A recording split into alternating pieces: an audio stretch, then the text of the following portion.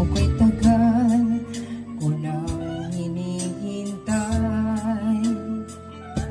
Ang aking sasabihin di masisimulan. Nahihiya lamang ako ipagtapat ang pag-ibig ko.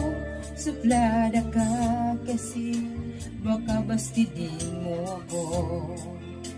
Alam ko naman ako'y alangan sa'yo, kasi ang iyong ganda usap-usapan ng mga tao. Ako nawa'y hindi pangit at di rin naman gwapo, ngunit nasisiguro ko mapagmahal